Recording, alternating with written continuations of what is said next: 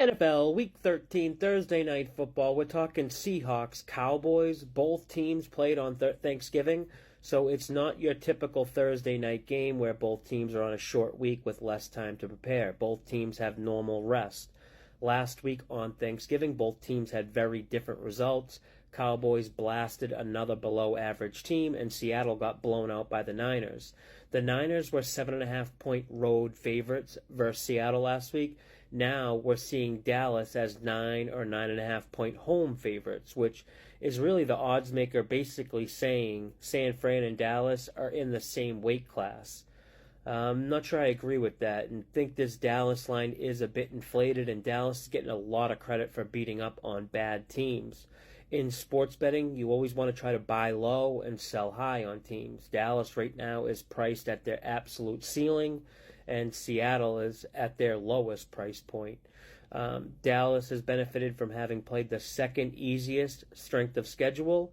As the saying goes, you can't pick your opponent, and Dallas has destroyed anyone that's got in front of them. During the Dak Prescott era at QB, for his career when playing teams with a losing record, he's 35-10 straight up.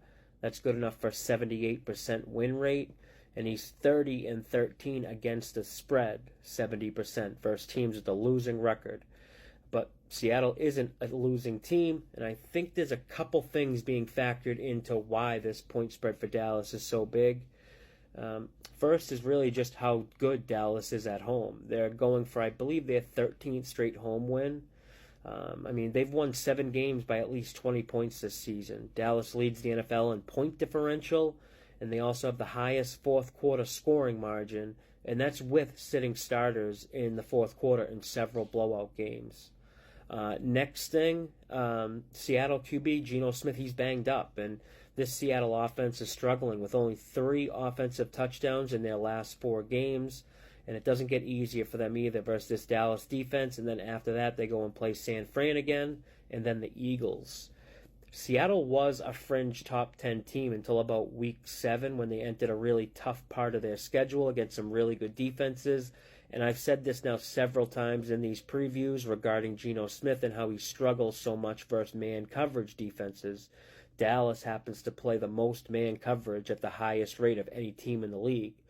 Geno's numbers are night and day versus man and versus zone. Geno versus man coverage has a 3.5 average yard per completion.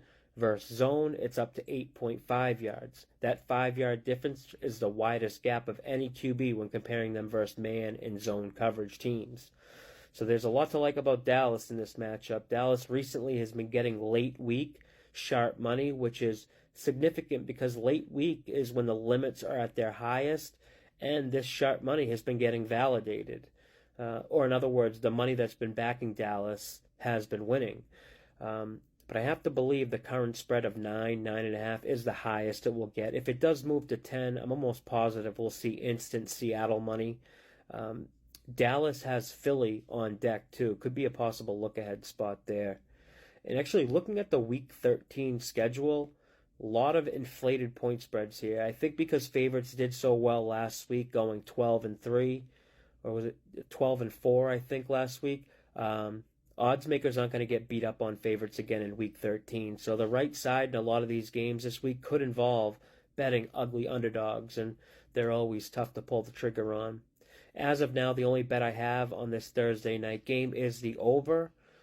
When this game first became available to bet on Sunday night, I posted it in the Betting Network Discord. I bet over 45.5. Lines now up to 47.5, which we should all know by now 47 is a key number for NFL totals, so I don't like it as much now at the current number, but if you want access to the bets I make in real time, you can join the Betting Network Discord community. You can join for free with limited access, or you can become a pro member for $25 per month and get full access to all the channels and features within the community. That's all I got for this one. Until next time, good luck with your bets.